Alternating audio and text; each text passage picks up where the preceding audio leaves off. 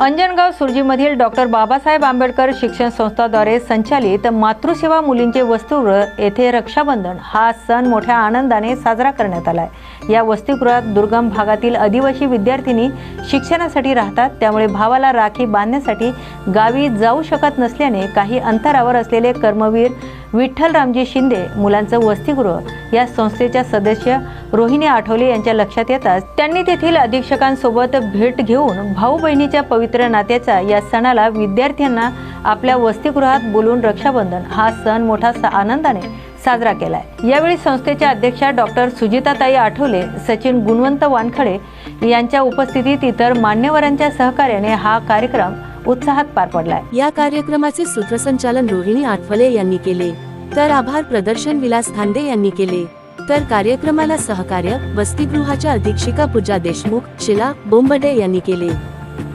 अंजनगाव सुर्जी येथील मातृसेवा वसतिगृह या ठिकाणी मुलींचे वसतिगृह आहे आणि मुलींचे भाऊ हे अतिदुर्गम भागामध्ये राहतात। त्या अनुषंगाने येथील सदस्या रोहिणी आठवले यांनी एक अतिशय सामाजिक उपक्रम राबवलेला आहे। भाऊबीज हा सण बाजूला असलेल्या वसतिगृहातील मुलं बोलावून त्यांना राख्या बांधण्याचं काम केलं आहे। त्यांच्याकडून जाणून घ्यावा हा उपक्रम त्यांनी कसा केला आणि त्याच्या मनामध्ये कसा काय आला, आपल्या मनामध्ये कसा काय आला उपक्रम आणि आपण का साजरा केला।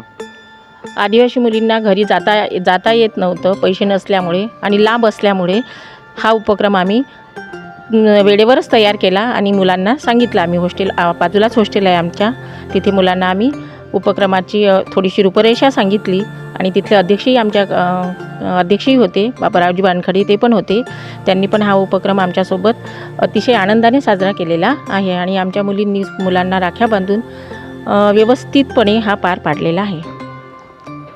आदिवासी दिवस होता साजरा केला आणि त्या अनुषंगाने आम्ही आदिवासी दिवसही साजरा केलेला आहे।